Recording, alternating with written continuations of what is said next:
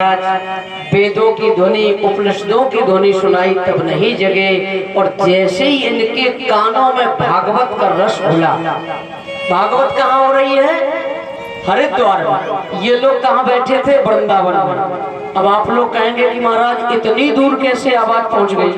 तो हम आप लोगों को वैज्ञानिक दृष्टिकोण बता रहे हैं। बिल्कुल, जब 10 अंकों का साधारण मोबाइल नंबर 1000 किलोमीटर दूरी पर घंटी बजाता है तो हमारे श्लोकों में, हमारी कथा में, हमारे मंत्रों में कितनी शक्ति होगी महाराज। इतना पावर था उन मंत्रों में। जो भागवत में श्लोक बोले जा रहे थे उन्हीं श्लोकों के पावर से ये ध्वनि हरिद्वार से श्रीधाम वृंदावन में जाकर पहुंची।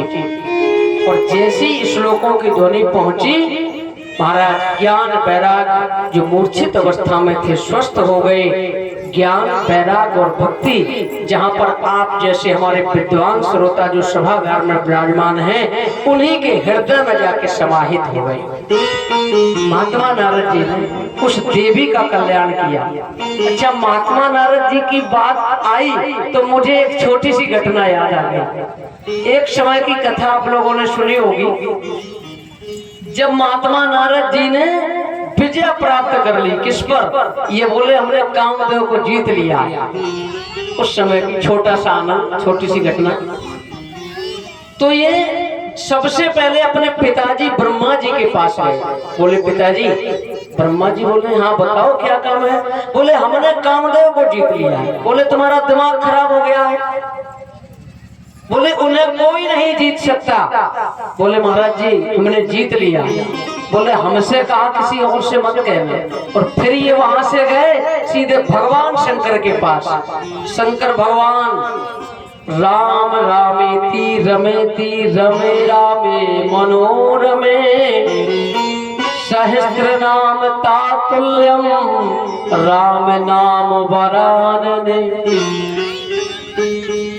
ये भी पीते हैं लेकिन कौन सी? राम रामेति रमेति रमे रामे मनोरमे। आप लोग जो पीते हो शाम को वो सुबह उतर जाती है। हमारे भगवान शंकर जो पीते हैं वो कभी नहीं होते। ऐसा आनंद।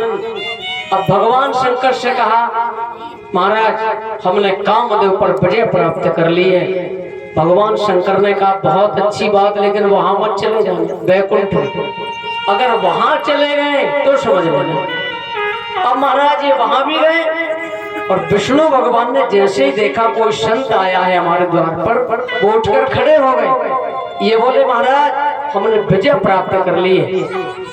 विष्णु भगवान ने कहा अरे आपने तो बहुत बड़ा काम कर लिया, आपने तो बहुत बड़ी बात कर ली। अब महात्मा नारद जी को लगा कि हम भी कुछ हैं। इतना कह के भगवान के पास से चले गए और रास्ते में ही जा रहे हैं ठाकुर जी ने लीला रच दी। ऐसी लीला रास्ते में ही बनाई, एक सुंदर सा नगर बना दिया और उसमें एक सुंदर सी विश्व मोहिनी कन्या। आहा क्या बात है नारायण देव।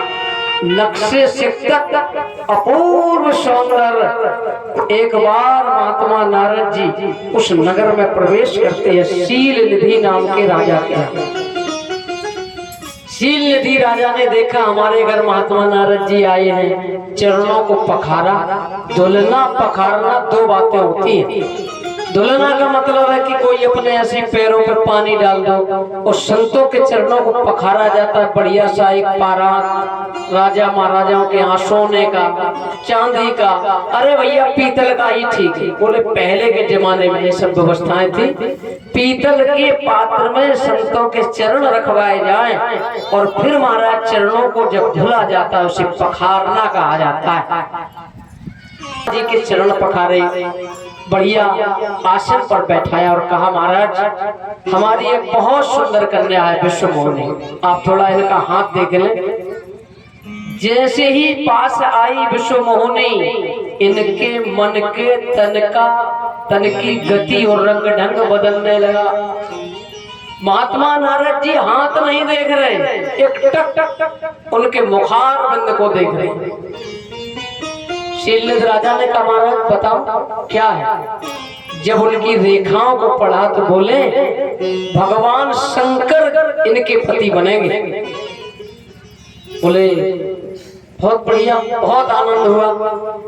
और फिर महाराज को विदाई दी, महाराज वहां से चले गए। अब इन्हें चैन नहीं, ये सीधे गए भगवान के पास। बोले महाराज थोड़ा जरूरी काम से आए हैं। अब वहां भीड़ लगी थी और भी बैठे थे मिलने वाले। भगवान से कहा थोड़ा एकांत में बात करते हैं। भगवान वहां से अलग हुए। बोले बताओ कौन सा जरूरी काम है। बोले महाराज इतना सा काम है। बोले कुछ देर के लिए आप अपनी सुंदरता और स्वरूप हमें दे दें। भगवान ने कहा अभी तो ये कहकर गए थे कि हमें विजय प्राप्त कर ली। सो भगवान ने कहा ये है हमारा भक्त, ये है हमारा प्रेमी, हम इनका अनिष्ट नहीं होने देंगे। इसलिए बोले मैं ऐसा करूंगा। तो ठाकुर जी का विष्णु भगवान का जो गले के नीचे का हिस्सा है वो तो विष्णु स्वरूप, और गले के ऊपर बानर का मुख बना दिया। और फिर पहुंचे वहां जहां विश्व मोहनी के लिए बहुत सारे राजा महाराजा आ रहे थे। महाराज विश्व मोहनी सबकी ओर नजर डालती है, कोई भी इन्हें समझ में नहीं आ रहा।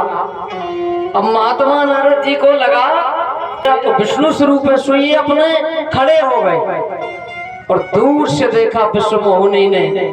सो विश्व मोहनी का आधा दिमाग खराब, फिर वहां से लौट आई। अब ये फिर वहां जाकर बैठ गए। अब महाराज बोली हमें लगता है यहाँ कोई नहीं हमारे जैसा। उसी समय विष्णु भगवान आ गए, राजकुमार, सुंदर राजकुमार का वेश बनाकर। और तभी विश्व मोहनी ने उनको जयमाल पहना दी। बोलिए विष्णु भगवान की जय। दुल्हन तो जाएगी दूल्हे राजा के साथ। अब दुल्हन चली गई महाराज। अब बड़ी बहुत गुस्सा आ रहा। जो शंकर भगवान के गण हैं वो इनकी खिल्ली उड़ा रहे, हंस रहे। कहा थोड़ा जल में जाके अपना मुख देगी। जैसे ही देखा सो बानर जैसा, हमारे क्रोध की गुस्सा बहुत, इतना गुस्सा है। और फिर बोले एक सुंदर सी लाइन। भगवान नारद जी बोले सारे जीवन तपो किया, सारे जीवन हम तपस्या करते रहे, सारे जीवन तप किया, माला घुमाया जपो किया, फिर भी बात खल गई। पूरे जीवन माला घुमाते रहे, तपस्या करते रहे, सारे जीवन तपो किया, माला घुमाया जपो किया, फिर भी बात खल गई। और आई हुई सुंदरी, आई हुई सुंदरी, हाथ से